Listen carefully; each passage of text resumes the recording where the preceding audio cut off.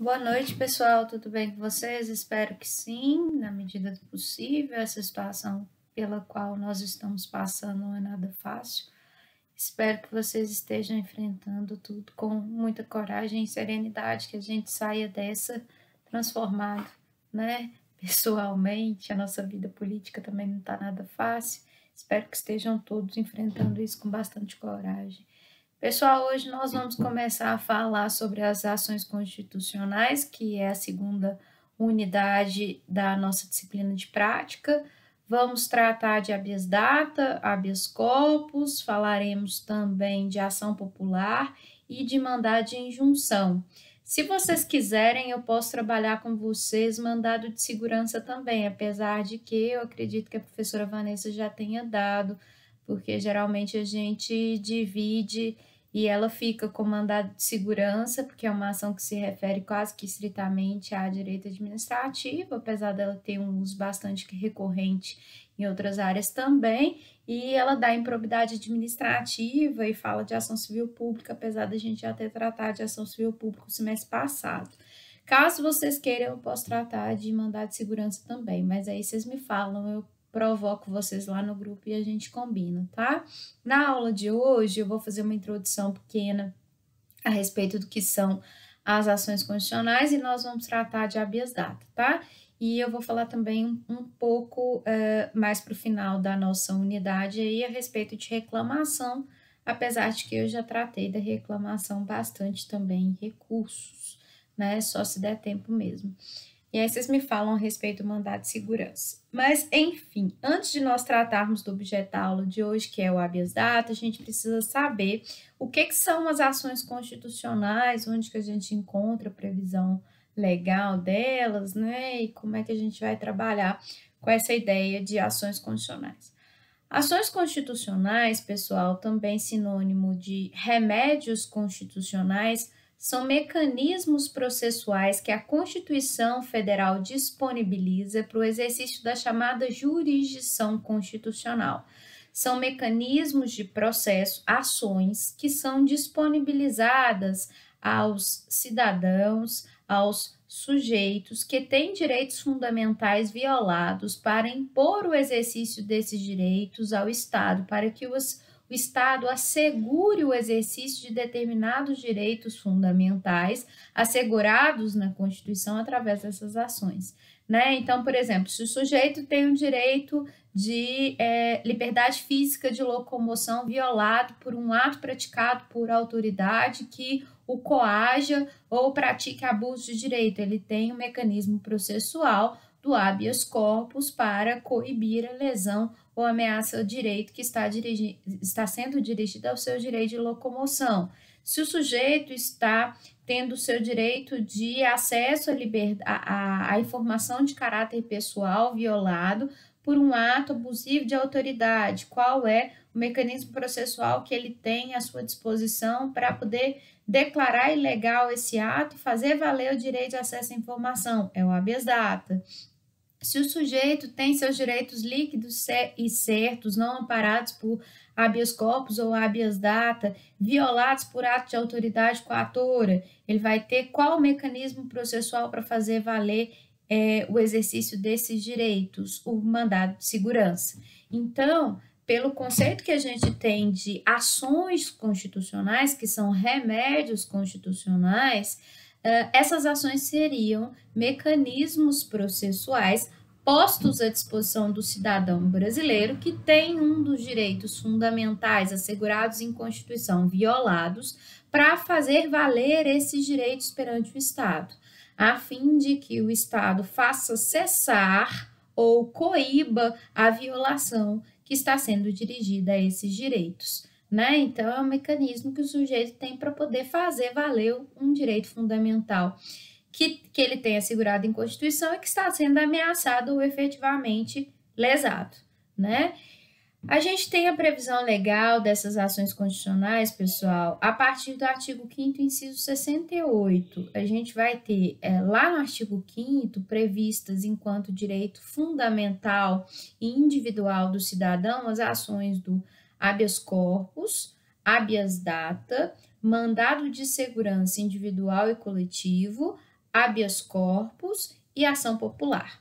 A gente ainda vai ter ao lado dessas ações, né, que eu acabei de dizer, a ação de improbidade administrativa, a ação civil pública e as ações constitucionais para controle abstrato de constitucionalidade, que são a ADI, a ADC e a DPF. Todas essas ações reunidas formam o que a gente chama de jurisdição constitucional.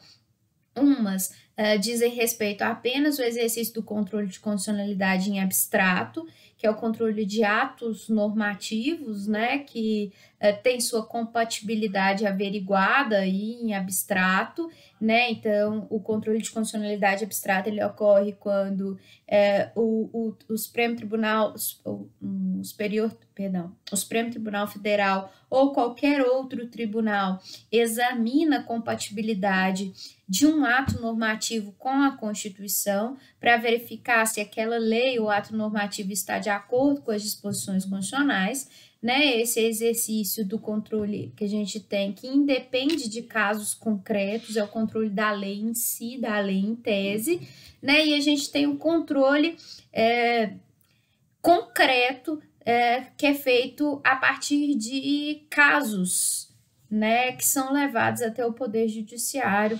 E esse controle pode ser feito através da verificação de atos que são praticados aí pelo poder público no exame de se esses atos estão sendo ou não compatíveis com a Constituição Federal. Esse tipo de controle, né, de atos praticados pela administração em si e da verificação da compatibilidade desses atos com a Constituição Federal é feito por meio dessas ações concretas individuais, que são o habeas corpus, o habeas data, o mandado de segurança individual e coletivo, o mandado de injunção, que também pode ser individual e coletivo, a ação popular e a ação civil pública, né?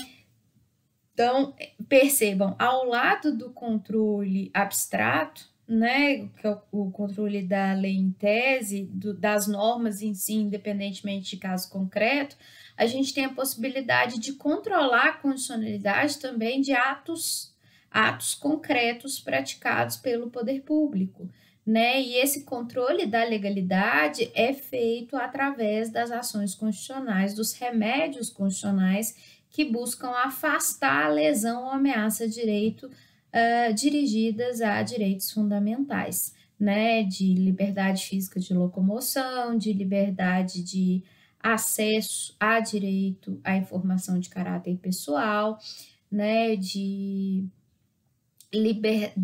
direitos líquidos e certos não amparados por habeas corpus nem habeas data e de direitos garantidos em Constituição que não são exercidos pela falta de uma norma regulamentadora através do mandado de injunção.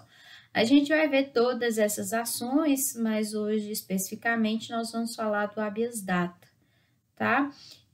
Só para concluir, pessoal, então, em resumo, as ações constitucionais ou remédios constitucionais são esse plano de garantias previsto em Constituição que viabiliza o exercício de direitos fundamentais quando esses direitos estão sendo violados por ato ilegal ou abusivo praticado pelo poder público, né, ou por particulares que estejam em exercício de função pública delegada. Então, toda vez que ocorre um tipo de ameaça ou de efetiva violação a esses direitos fundamentais que são garantidos em Constituição, a gente vai ter um remédio para curar a lesão ou a ameaça que está sendo dirigida a esses direitos. Esse remédio chama-se ação constitucional, beleza? É um remédio concreto, né, que depende de fatos ocorridos na vida concreta, na vida da gente, que vão ser levados à apreciação do judiciário. Então, a compatibilidade aí entre o ato praticado e a Constituição Federal é feita a partir do exame do caso concreto, beleza?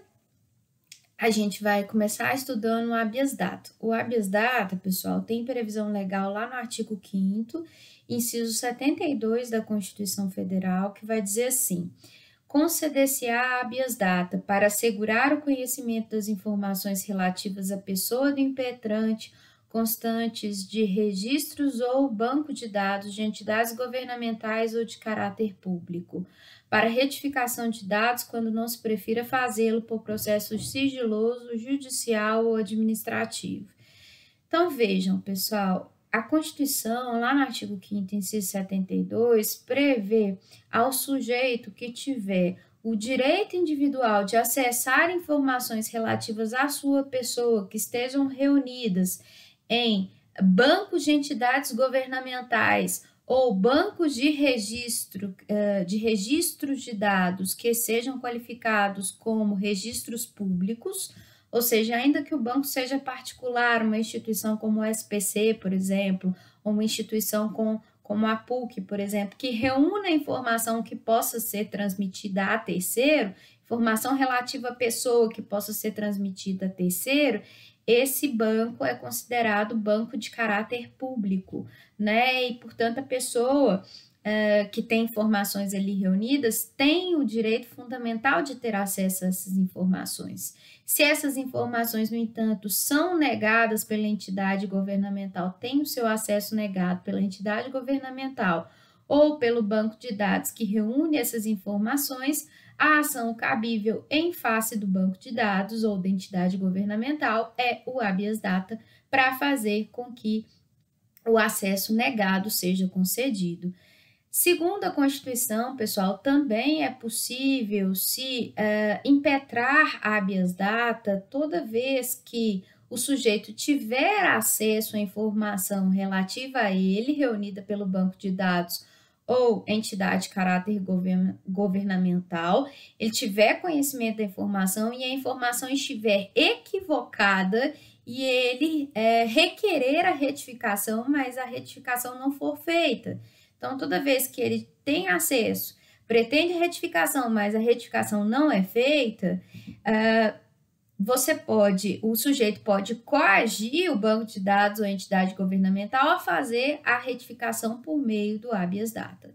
Então, segundo a Constituição, o habeas data se presta para duas coisas: para permitir o acesso à informação de caráter pessoal, quando a pessoa não teve o acesso foi negado pelo banco de dados ou entidade governamental, ou para retificação dos dados, quando a pessoa já teve acesso, mas os dados equivocados não foram retificados mediante solicitação que foi feita por ela, né, pessoal? A Constituição prevê só essas duas hipóteses, contudo, a Lei 9.507 de 97, que regulamenta o habeas data, ela cria mais uma hipótese para a concessão desse remédio constitucional, que é a possibilidade também de se obter por meio do habeas data a inclusão de informação constante em banco de dados ou de entidade governamental ou de outra entidade de caráter público,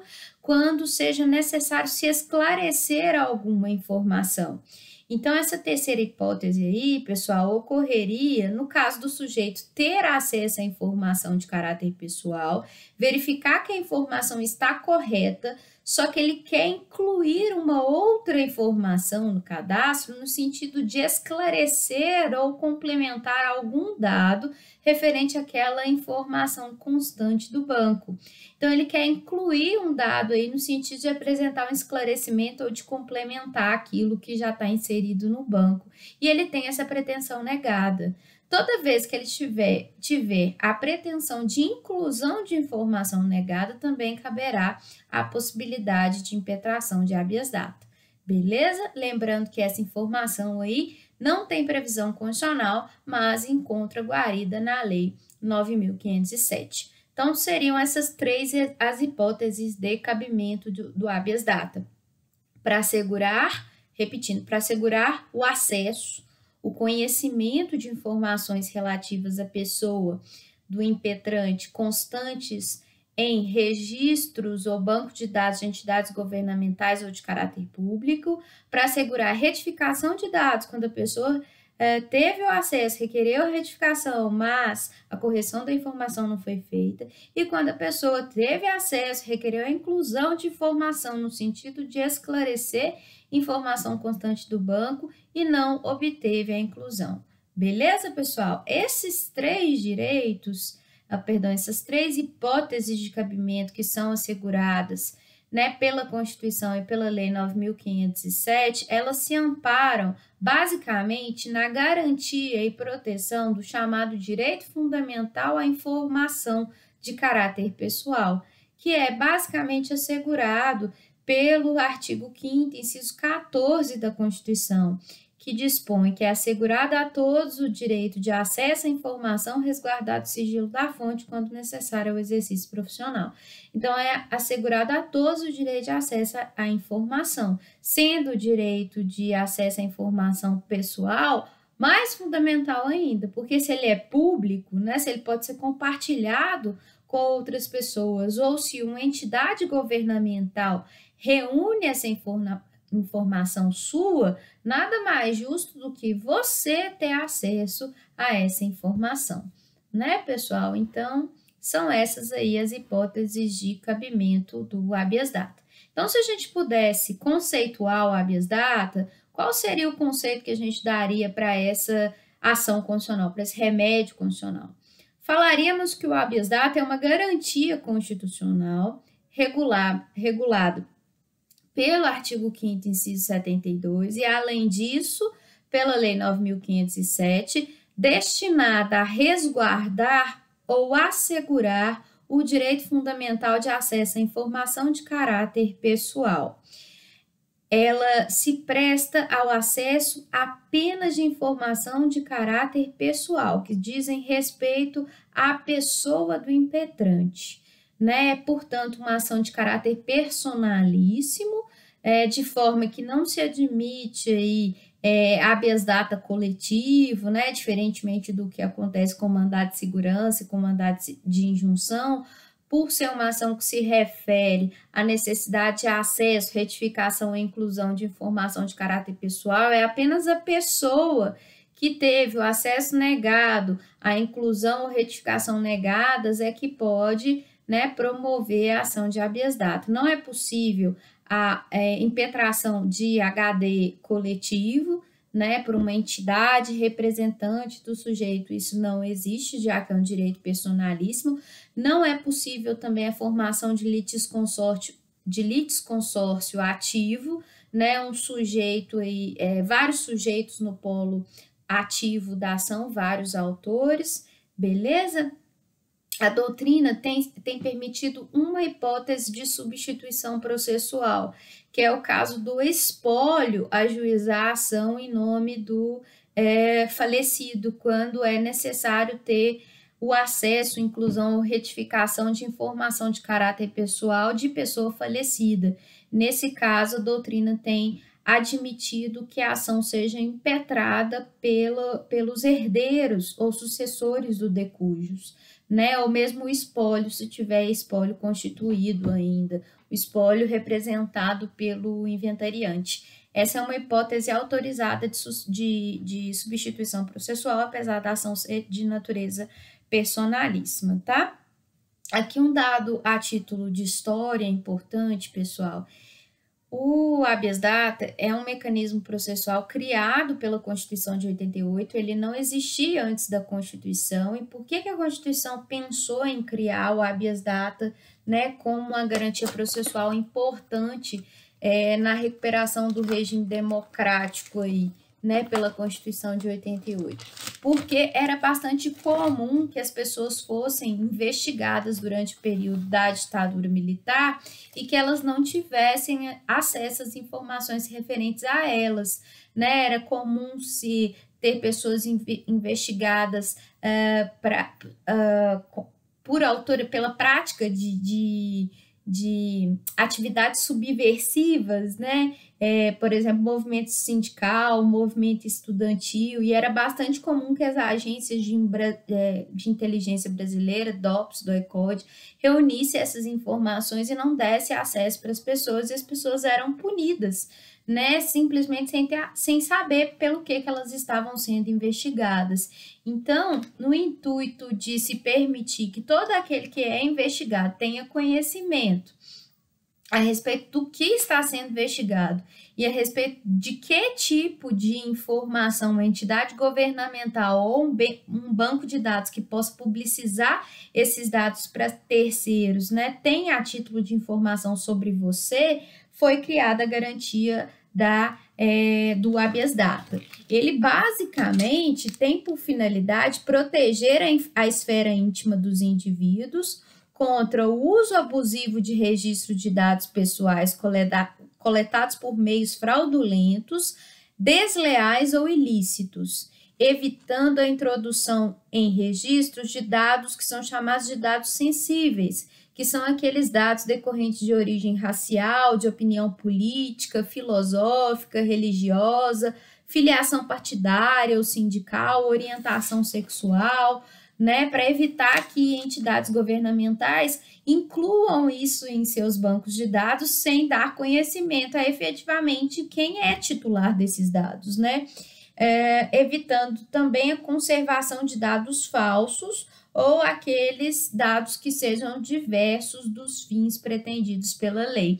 Então, a ideia da Constituição com a criação da garantia do habeas data foi justamente de facilitar o acesso, né, de toda e qualquer pessoa que tem informações reunidas em algum órgão, o acesso no sentido de conhecer esses dados, de saber que dados são esses, de retificar esses dados, de incluir alguma informação complementar no sentido de esclarecer aquele dado. Coibindo também a introdução desses chamados dados sensíveis, que são informações que podem gerar discriminação, como orientação religiosa, orientação política, origem racial e etc, etc. Então, foi para coibir essas violências que eram praticadas durante o regime militar. Ok, pessoal? Existe uma diferença importante que deve ser apontada, que é muito comum da gente ver uma confusão nesse sentido, que é a diferença entre habeas data e direito geral de acesso à informação e habeas data e direito de certidão. Como a gente viu, o habeas data é uma garantia processual prevista no artigo 5º, inciso 72, que assegura a qualquer pessoa o direito de ter acesso às suas informações de caráter pessoal reunida em banco de dados de entidade governamental ou outra entidade que tenha banco de dados público, e ainda retificação e inclusão de informação quando a pessoa já teve acesso, né? Uma questão, um outro direito fundamental que é parecido com o direito assegurado pelo habeas data é o direito geral de acesso à informação previsto no artigo 5º, inciso 33, que diz assim: todos têm o direito de receber dos órgãos públicos informações de seu interesse particular ou de interesse coletivo ou geral, que serão prestadas no prazo da lei sob pena de responsabilidade, ressalvadas aquelas cujo sigilo seja imprescindível à segurança do Estado. Por que é semelhante, né, o habeas data com esse direito garantido pelo inciso 33, mas a violação desse direito geral de acesso à informação não permite a impetração de habeas data? O que pretende assegurar esse direito geral de acesso à informação? O direito geral de acesso à informação, que é regulamentado pela Lei Geral de Proteção de Dados, né, basicamente, pessoal, é aquele que assegura, que permite a qualquer pessoa ter o direito de receber dos órgãos públicos informação do seu interesse ou de interesse coletivo em geral, que deve ser prestada efetivamente por esse órgão. Informação não relativa à pessoa em si, mas em relação a servidores do Estado, em relação a serviços que são prestados pelo Estado, né? Informações de órgãos públicos em geral, Vocês se lembram lá do portal da transparência, né? Vocês têm conhecimento dele. O que é o portal da transparência? É um mecanismo que serve para materializar justamente essa garantia do artigo 5º, inciso 33. Ele fornece o direito geral de acesso à informação que pode ser obtida dos órgãos públicos. Eu posso saber, né? Eu tenho o direito de saber quanto o servidor público recebe, né? O que ele está produzindo no serviço prestado por ele, né? Eu tenho direito de ser informado das contas públicas, né? Esse tipo de direito que o inciso 33 do artigo 5º assegura, o direito de todos de terem acesso a informações que são públicas, né, que podem ser compartilhadas, não informações relativas à pessoa do sujeito solicitante, mas informações relativas aos serviços públicos e aos servidores que trabalham nos serviços públicos. São informações de interesse particular para o sujeito fazer o que quiser com ela, por exemplo, sei lá, impetrar um mandado de segurança, se for o caso, fazer algum uso dela ali que ninguém não precisa esclarecer o que quer, basicamente ele tem o direito de obter a informação para ele fazer dela o que ele quiser. Ou podem ser informações pertinentes ao interesse público em geral, que podem ser conhecidas por todos porque dizem respeito ao interesse público em geral, como, por exemplo, informações relativas à licitação, a negócios celebrados pelo município, a contas públicas em geral. Né? Então, o direito geral de acesso à informação, ele não diz respeito a informações pessoais. E por isso, quando esse direito geral de se obter dos órgãos públicos informações de interesse público ou particular, quando ele é violado, quando o sujeito vai lá e requer o direito de acesso a, por exemplo, a uma conta pública, né, uma prestação de contas da administração municipal, um contrato de licitação, uma empresa, um edital de licitação com a contratação da empresa que foi vitoriosa na licitação, qualquer documento público, se o sujeito requer o acesso e tem esse acesso negado, para poder concretizar esse direito geral de acesso à informação pública, pessoal, o mecanismo processual cabível é o mandado de segurança, beleza? Então, para poder concretizar o direito geral de acesso à informação, a ação constitucional cabível, remédio cabível é o mandado de segurança. Ok, pessoal? Então, não confundam aí o direito geral de acesso à informação reunidas por órgãos públicos, que não diz respeito à informação pessoal, que é protegido por mandado de segurança e não por habeas data. Um outro direito semelhante, mas que não pode ser confundido com habeas data, é o chamado direito de certidão, previsto no artigo 34, no inciso 34, artigo 5º da Constituição Federal. Ele vai dizer assim: são assegurados a todos, independentemente do pagamento de custas, o direito de petição aos órgãos públicos em defesa de direitos ou contra a ilegalidade ou abuso de poder, o direito de obtenção de certidões em repartições públicas para defesa de direito ao esclarecimento de situações de interesse pessoal.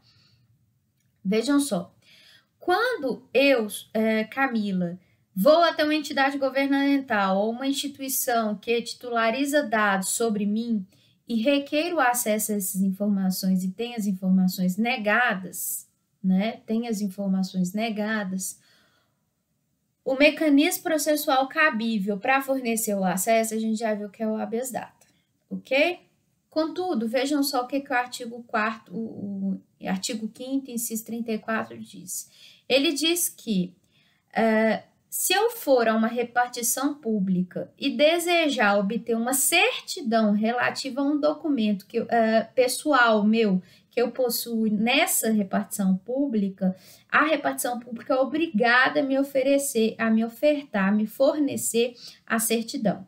Se essa certidão for negada, o mecanismo cabível para forçar a a concessão da certidão é o mandado de segurança. Vejam só, qual é a diferença aqui do habeas data para o direito de certidão? O direito de certidão também diz respeito a informações relativas a interesses pessoais, né? Podem ser situações de caráter pessoal. Contudo, aqui, pessoal, o impetrante, ele tem direito, ele tem acesso à informação e ele não quer o acesso. O que ele quer é a obtenção de um documento, né? Ele não quer nem o acesso, ele não quer nem a retificação, ele não quer nem, e também não quer a inclusão.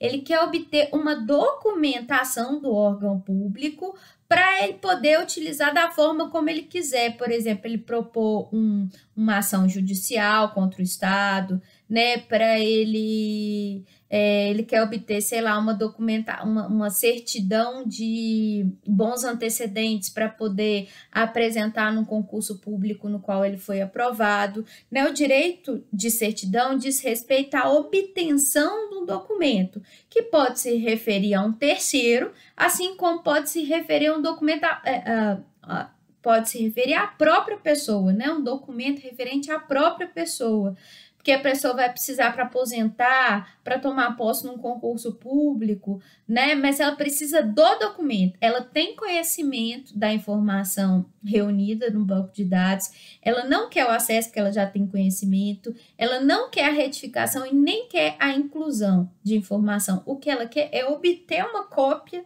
do documento que a gente chama de certidão para poder defender seus direitos, para poder fazer valer os seus direitos, através da propositura de uma ação judicial ou de qualquer outra coisa que ela quiser fazer. Ela tem direito de certidão.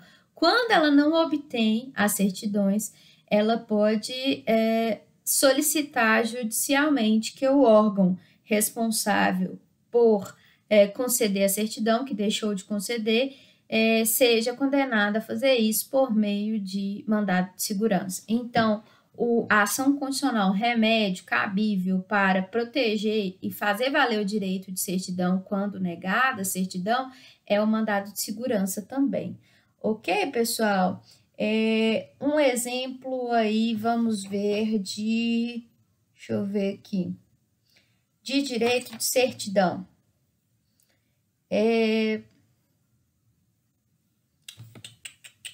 Deixa eu ver aqui.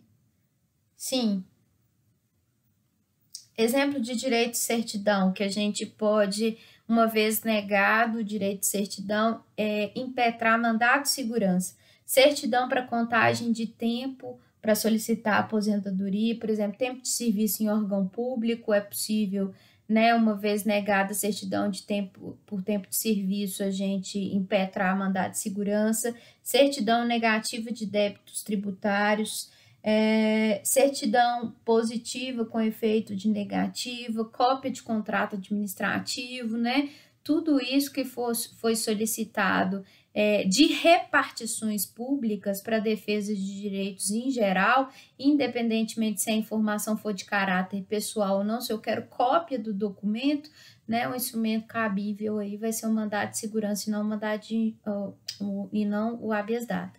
Aqui é importante se destacar também, pessoal, que o direito de certidão só pode ser exercido contra repartições públicas, né? Eu só posso exigir certidão de órgãos públicos, diferente do habeas data.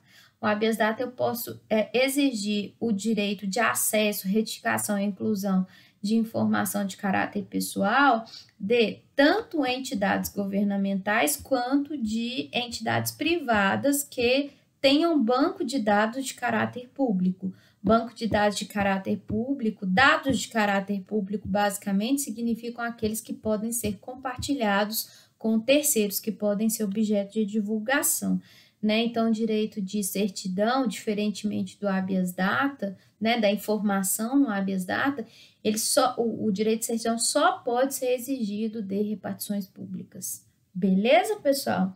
Então, essas são as diferenças aí entre um e outro. É bastante comum vocês verem aí em julgados, acho que eu vou até colocar uns julgados para vocês verem nos slides aí, a maioria das ações impetradas de habeas data acaba tendo a justificativa do direito de certidão. Na verdade, o que a pessoa quer, ela não quer o acesso, ela quer o documento, né? E para obter o documento, não é o habeas data, é o mandado de segurança. E aí, grande parte das ações de habeas data não são conhecidas por ausência de cabimento, né? Por ausência de interesse processual no habeas data, uma vez que a ação cabível seria mandado de segurança por se tratar da intenção do impetrante obter o documento e não de apenas ter acesso à informação de caráter pessoal, né? Então, bastante cuidado com isso. Então, a HD, a habeas data, é a garantia constitucional processual destinada a assegurar o conhecimento, retificação e inclusão de dados ou informações relativas à pessoa do impetrante, constante de banco de dados de entidades governamentais ou de caráter público, né? Lembrando que o caráter público desse banco de dados, eu já esclareci para vocês, essa ideia é explicitada no parágrafo único do artigo 1º da Lei 9.507, que vai dizer que se considera de caráter público todo registro ou banco de dados contendo informações que sejam ou que possam ser transmitidas a terceiros e que não sejam de uso privativo do órgão ou da entidade produtora ou depositária das informações. Então, aquilo que pode ser compartilhado é considerado aí informação pública. Para que haja direito à impetração de habeas data, pessoal, é necessário recusa expressa do banco de dados de fornecer acesso, retificação ou inclusão da informação. Então, é necessário que no habeas data, pessoal, a gente tenha uma fase administrativa prévia. O habeas data ele é dividido aí, né, em fase administrativa ou pré-processual e a fase judicial. Não se tem interesse de agir, segundo a súmula 1 do STJ, se antes não for feito o requerimento administrativo, no sentido de solicitar do banco de dados o acesso à retificação à inclusão. Só é possível se conhecer do habeas data judicialmente, se permitir, né, a regular tramitação do habeas data, se antes foi feito o requerimento administrativo e nele foi negado o acesso à retificação e inclusão, porque é necessário o esgotamento da fase pré-processual. Não existe interesse de agir no habeas data, repito, antes de se requerer administrativamente a providência de acesso, inclusão ou retificação, ok? O habeas data que não demonstrar o esgotamento da fase administrativa vai ser extinto sem resolução de mérito por ausência de interesse de agir. Beleza? A gente tem legitimados ativos e passivos no habeas data. Quem é o legitimado ativo? É o impetrante, aquele que requer o acesso à retificação ou à inclusão de informação de caráter pessoal, né, que teve o acesso à retificação ou à inclusão negada. Lembrando que é uma ação personalíssima. E a legitimidade passiva, pessoal, é de quem detém as informações cujo acesso, retificação e inclusão foram negados ao impetrante, né? São órgãos públicos, repartições estatais ou instituições privadas que detêm informações que podem ser transmitidas a terceiros, informações não sigilosas que podem ser transmitidas a terceiros. Beleza? Fala-se aí na existência de um polo passivo composto pela autoridade coatora, que é aquela que detém o poder de desfazimento do ato de negativa de acesso, retificação ou inclusão, e entidade impetrada, que é propriamente a entidade governamental ou entidade privada que reúne o banco de dados. Percebam, pessoal, quando eu comecei a falar de habeas data para vocês, eu estou utilizando a expressão impetrar. Para ações constitucionais de habeas corpus, habeas data, mandado de segurança e mandado de injunção, vocês vão utilizar, pelo fato de serem procedimentos especiais, né, de exercício da jurisdição constitucional em atos praticados pelo Estado, né, de controle de constitucionalidade de atos praticados pelo Estado, a gente vai sempre utilizar a expressão impetrar no lugar de ajuizar, tá? Então, quando vocês falarem em habeas corpus, habeas data, mandado de segurança e mandado de junção, vocês vão utilizar a expressão sujeito fulano impetrou, é sempre impetrar, beleza? Esse é o verbo aí para o ajuizamento da ação de habeas data, habeas corpus, mandado de segurança e mandado de junção. O verbo utilizado é impetrar, não é interpor, não é ajuizar, não é distribuir, não é registrar, não é manifestar, é impetrar, beleza? Consequentemente, as figuras de autor e de réu vão ser substituídas por impetrante, que é o autor da ação, legitimado ativo, e impetrado, que é o legitimado passivo. O legitimado passivo, pessoal, como não há propriamente nessas ações de habeas data, habeas corpus, mandado de segurança, mandado de junção, como não há propriamente um réu, e sim um ato que deve ser desfeito ou declarado ilegal, a gente sempre vai ter um sujeito que praticou esse ato e é responsável pelo desfazimento dele, que a gente vai chamar de autoridade coatora, e a pessoa jurídica em nome de quem o ato foi praticado. Então, por exemplo, se eu estou no mandado de segurança, eu quero desfazer um ato que foi praticado pela Pontifícia Universidade Católica, a pessoa jurídica impetrada é a Pontifícia Universidade Católica. Contudo, quem é que tem o poder de desfazimento do ato ilegal praticado? É o reitor, né? Então, o reitor vai ser a autoridade coatora e a pessoa jurídica impetrada vai ser a PUC Minas, né? No caso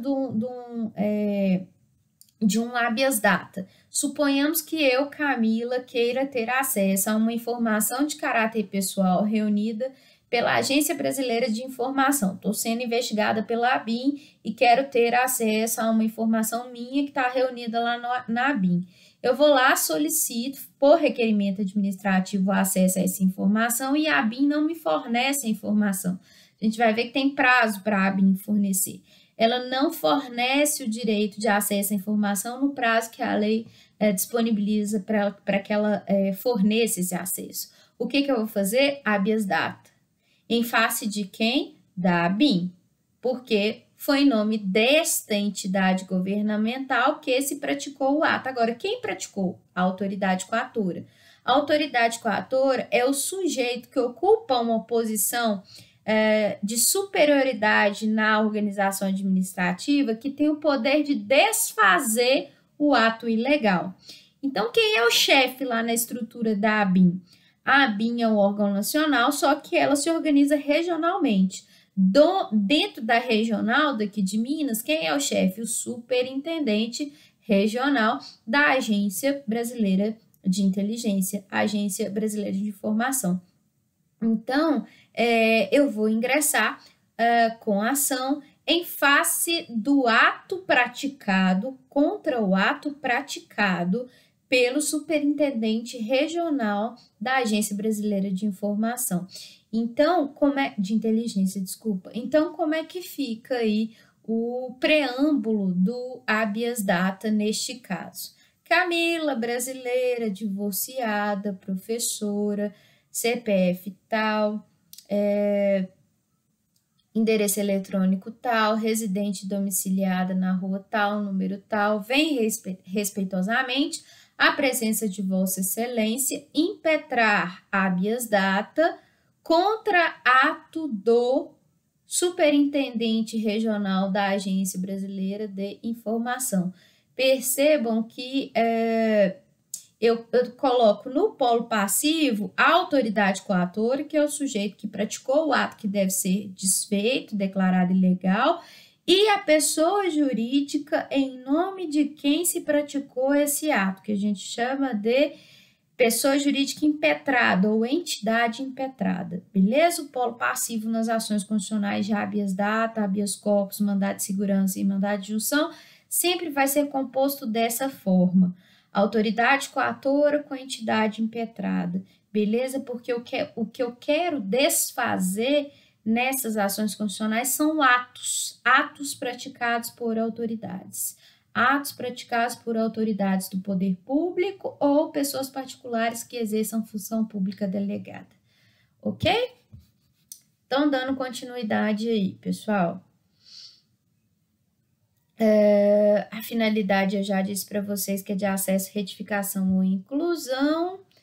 Bom, competência para julgar habeas data. A competência para julgar habeas data ela está prevista no artigo 20 da Lei 9.507. Basicamente, pessoal, o que definirá a competência para processamento do habeas data será a autoridade coatora que ocupa o polo passivo da ação. Então, a depender de quem está no polo passivo da ação de habeas data, eu vou ter, por exemplo, habeas data de competência originária de tribunal. Exemplo, vejam só, o julgamento de habeas data compete originariamente ao Supremo Tribunal Federal contra atos do Presidente da República, das mesas da Câmara, dos deputados do Senado Federal, Tribunal de Contas da União, Procurador-Geral da República e do próprio Supremo. Então, se eu estou querendo contestar atos de negativa de acesso, retificação e inclusão praticados pelo Presidente da República, Presidente da Mesa da Câmara, do Senado, Tribunal de Contas da União, PGR e do próprio Supremo, o órgão competente originariamente para apreciar o HD é o Supremo, é o próprio Supremo Tribunal Federal. A competência vai ser do STJ contra atos de ministro do Estado ou do próprio Tribunal, STJ. A competência vai ser dos TRFs contra atos do próprio TRF ou de juízes federais. A competência será de juízes federais contra atos de autoridades federais, excetuados os casos de competência de tribunais federais. Então, por exemplo, superintendente regional da agência da ABIN é uma autoridade federal. A competência aí vai ser da Justiça Federal de primeiro grau. Beleza? Então, tudo vai depender aí da autoridade coatora, que é quem praticou o ato e tem o poder de desfazimento do ato cuja legalidade está sendo contestada, ok? Por meio do habeas data. A competência vai ser dos tribunais estaduais, segundo o que dispuser a Constituição do Estado. Então, por exemplo, a Constituição Mineira, lá no artigo 150, ela dispõe que atos praticados pelo governador do Estado, a competência é do Tribunal de Justiça, né? Agora, atos praticados por qualquer pessoa que não tenha foro por prerrogativa de função, por exemplo, funcionários do SPC Serasa, né, que podem ser surpreendidos aí com uma ação de mandado de habeas data diante de uma negativa de acesso, de inclusão ou de retificação. Onde que essas ações são distribuídas? Na Justiça Comum, juízo estadual de primeiro grau, né? Em grau de recursos interpostos em face de decisões denegatórias de habeas data, vocês se lembram quais são? Bom, se a ação foi ajuizada no primeiro grau, né, e teve sentença independentemente do resultado, o recurso cabível é apelação. Se o habeas data for de competência originária de tribunal, né, se ele for distribuído diretamente no Tribunal Regional Federal ou no Tribunal de Justiça, o recurso cabível em face de decisões denegatórias é o recurso ordinário para o STJ, nessa hipótese. E se o habeas data foi proposto diretamente no STJ e a decisão foi denegatória, cabe o recurso ordinário para o STF, né? É isso que está disposto aí no artigo 20, inciso 2º, beleza? Em todo caso, pessoal, se a decisão de habeas data violar a Constituição Federal, cabe recurso extraordinário se estiver diante de um acórdão aí que viole a Constituição. Bom, eu falei em artigo 150 da Constituição Mineira, perdão, viu, gente? Artigo 106, que fala da competência do TJ para julgar ato praticado pelo governador do estado. Bom, como eu disse para vocês, para que se impetre o habeas data, é necessária a demonstração de interesse de agir.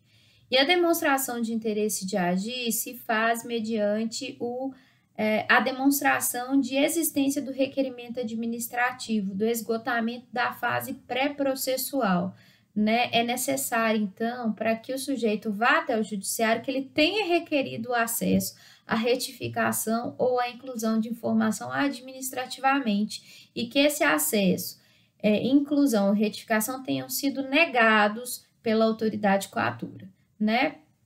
E quais são os prazos que a lei disponibiliza aí para que haja demonstração desse interesse de agir pela negativa no procedimento administrativo? Vejam só, a partir do momento em que o sujeito requer administrativamente o acesso à informação, primeiro o acesso, né? Ele foi lá no órgão público e requereu o acesso.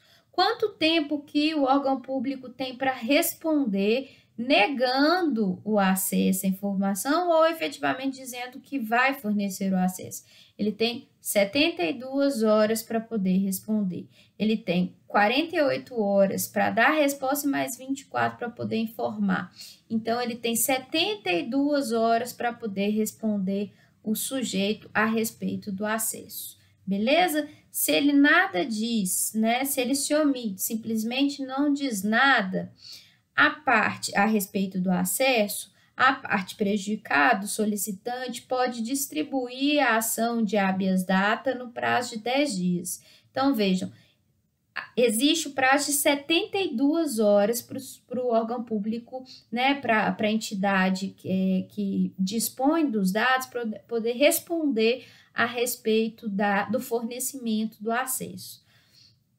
Se esse prazo não é cumprido, não se apresenta qualquer resposta nesse prazo, ao invés da lei dizer que após 72 horas a ação pode ser impetrada, ela diz não, você tem que esperar mais um tempo. Quando der 10 dias, a omissão tácita está caracterizada, ou seja, 10 dias sem qualquer tipo de resposta autoriza a parte prejudicada a impetrar o habeas data. Então, 72 horas para responder. Se a instituição se omite, nada responde, a parte ainda vai ter que esperar 10 dias para poder promover a ação de habeas data. Beleza, pessoal? Isso está no parágrafo único, inciso 1º do artigo 8º da Lei 9.507. Vejam, se o órgão público, dentro de 72 horas, fornece o acesso, mas não procede à retificação de dados requerida pelo interessado, ou se recusa a inclusão de informação solicitada pelo interessado no prazo de 10 dias, né? Ou simplesmente sequer decide sobre o pedido de retificação no prazo de 15 dias, existe também interesse de agir. Então, vejam, a segunda hipótese é a seguinte: o sujeito responde, a entidade responde no prazo de 72 horas, aí o sujeito tem acesso à informação, aí, ao ter acesso, ele descobre que tem uma informação errada, ou então que ele quer incluir informação. O que ele faz? Ele solicita ou a inclusão do dado ou a retificação da informação. E aí, a autoridade, a entidade não faz nada. Passa-se o prazo de 10 dias e ela não faz nada. Se ela deixa de agir dentro desse prazo de 10 dias, existe interesse de agir na propositura do habeas data. Então, passados 10 dias, sem a inclusão ou sem a retificação, quando a pessoa já teve acesso, existe interesse de agir na distribuição do habeas data. Então, pode a parte promover o habeas data. Parte interessada promover o habeas data. Existe a possibilidade também de promoção do habeas data quando o órgão público simplesmente não decide sobre o pedido de retificação. A parte já teve o direito de acesso, né, assegurada, ela já teve acesso, que é a retificação, e o órgão público simplesmente não se manifesta sobre a retificação. Em 15 dias, a parte pode promover a ação de habeas data, né? E também isso acontece na ausência de manifestação sobre o pedido de inclusão. Se o sujeito tem o acesso à informação e ele requer a inclusão, e o órgão público ou entidade nada diz no prazo de 15 dias. Nesse caso, o sujeito pode impetrar o habeas data também. Então, vejam só, quais são os prazos, então, que devem ser decorridos aí para que haja possibilidade de distribuição da ação de habeas data, para a gente poder já se encaminhando para o final. Bom, a entidade governamental, o banco de dados, tem 72 horas para responder. É 48 horas para dar efetivamente uma resposta, mais 36 horas, não é 24 não. Mas, perdão, não, é 24 mesmo, desculpa.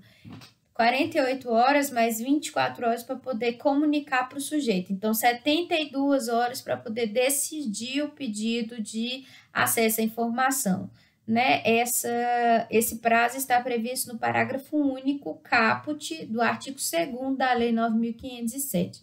72 horas para poder decidir. Se ele não diz nada, a pessoa tem 10 dias para poder ajuizar. Dentro de 10 dias, ela pode ajuizar o habeas data, porque após 10 dias de inércia se configura a omissão, e aí, após esses 10 dias, a parte tem direito de acionar o judiciário, beleza? Agora, suponhamos que a autoridade coatora, a entidade, tenha respondido dentro do prazo legal.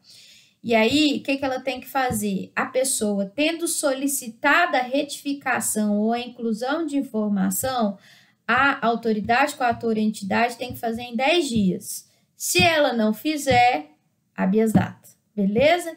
Então, solicitada a inclusão ou retificação e autorizada, né? A entidade tem 10 dias para fazer. Se ela não faz, habeas data.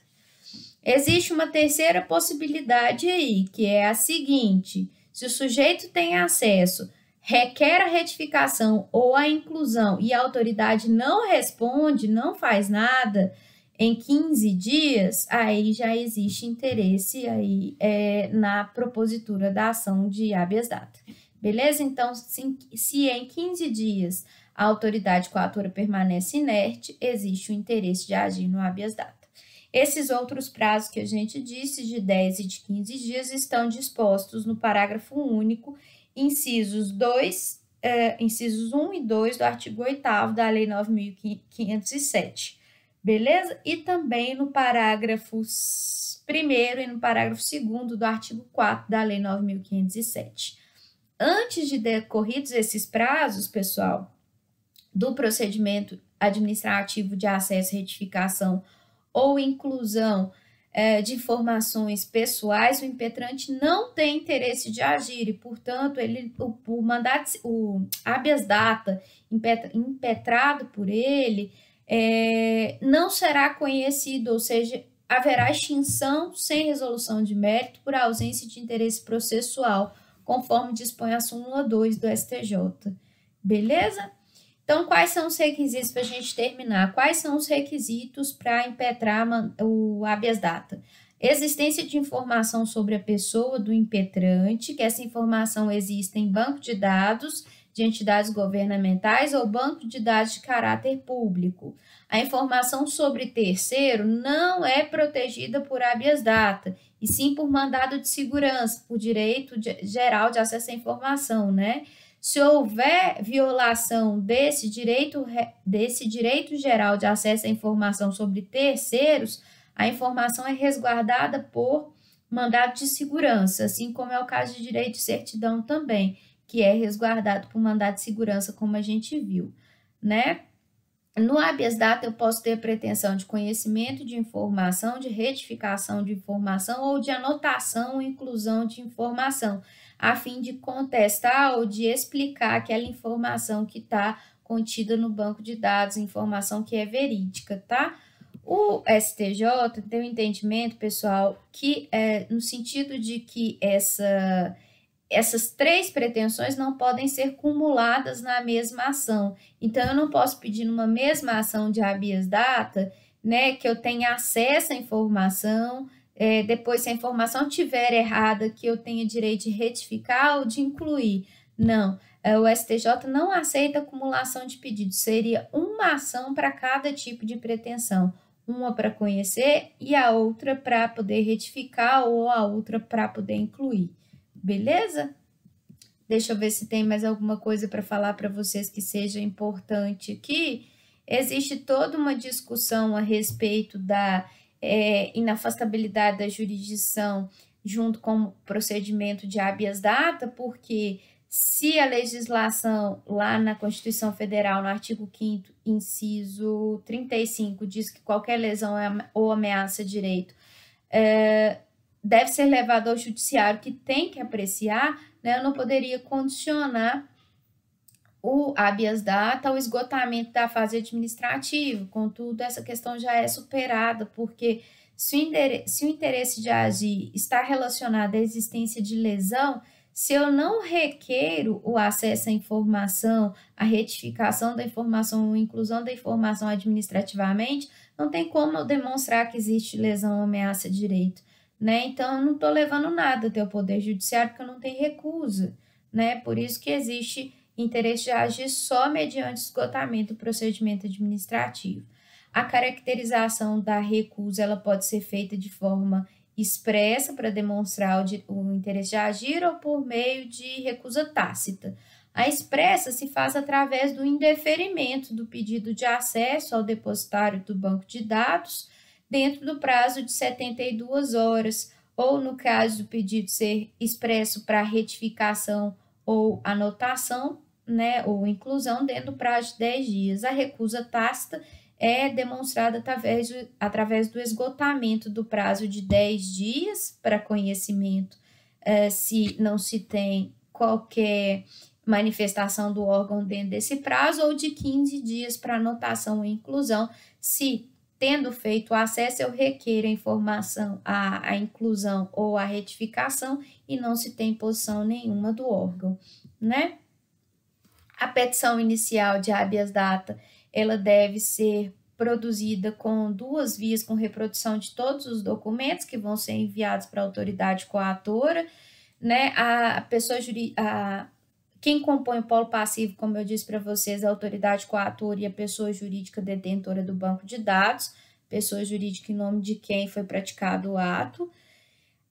É necessário que haja juntada de documentos que demonstram o interesse de agir, o esgotamento da fase administrativa. A gente vai fazer um tópico único expondo fatos de direitos, dos fatos e dos direitos, abordando o preenchimento dos requisitos do habeas data, basicamente falando que houve recusa, né, do acesso à informação, recusa de retificação ou de inclusão. Existe a possibilidade de requerimento liminar, de urgência, né? É necessário que se demonstre a probabilidade do direito perigo de dano, apto a justificar a concessão de liminares no habeas data. E quais são os requerimentos ao lado da liminar, se for necessária liminar? A notificação da autoridade coatora a fim de prestar informações no prazo de 15 dias, não há citação aqui, porque não tem parte ré, é só a inclusão do legitimado ao desfazimento do ato no polo passivo, então eu vou só notificar a autoridade coatora a fim de que ela preste informações. Vou cientificar o órgão de representação judicial da pessoa jurídica interessada, que é a pessoa jurídica impetrada, né? No caso aí o banco de dados, a fim de que o órgão responsável pela representação judicial da pessoa jurídica, se for o caso, apresente defesa, preste informações, enfim, para que ele fique sabendo da existência do processo. Intimação do Ministério Público no prazo de 5 dias, ok? O pedido da ação de habeas data vai ser de quê? Como é que a gente vai redigir? vocês vão pedir para que seja concedida a ordem de habeas data, designando-se data e hora para que a autoridade apresente ao impetrante as informações ou para que prove a retificação, prove que foi feita a retificação ou que prove que foi feita a inclusão ou anotação de informação devida, tá? Da informação requerida.